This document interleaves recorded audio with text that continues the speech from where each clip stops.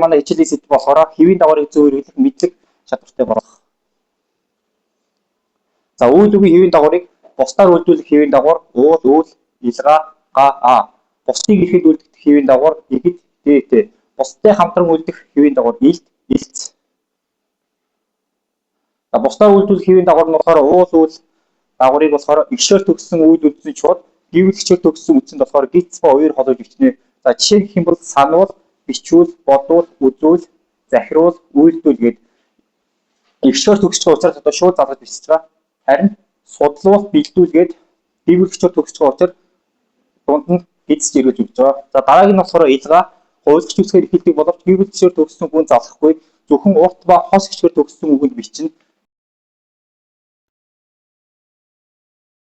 Гүйлэг, байлга, хийлэг, хайрлаг гээд.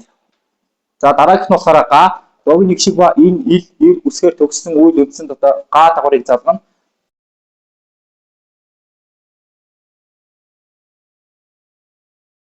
За дараагийн дагавар нь болохоор хаа дагавар байгаа. За энэ болохоор дэс гүйвэлгч төгссөн үндсэнд одоо хаа дагаврыг залгана.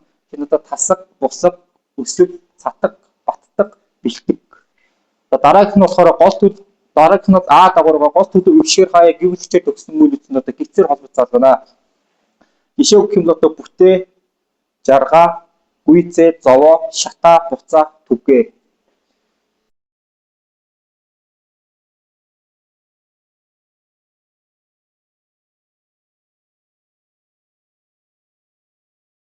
Гисээр холбож бичнэ. Ис тус гутах үйл үнс үүсгэнэ. За жишээ гэх юм бол хараг, санаг, бодогт гээд одоо эгшээр төгсч байгаа учраас одоо хийлэг, захираг гээд. За дараагийнх нь дээтэй тусах үйл үндсийг ис тус гутахтай болно. Цөөн үгийн тохиолдолд энэ болохоор дийл, авт, таал, ол, хүрт. За бусдтай хамтран үйлддэг хэв нь болохоор илт,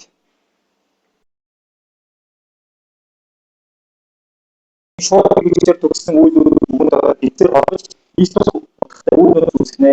За жишээ гэх юм бол одоо барилт, додол, төмөргөл, эрхэл, гүйл, баясалт, чуулт, хөдөлт.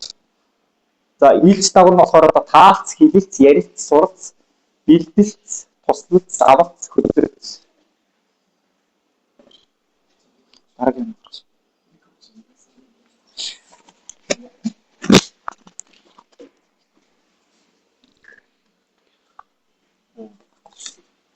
Одоо бүгдээ шүлгийг хамтдаа уншдаг. Манай гэрмэн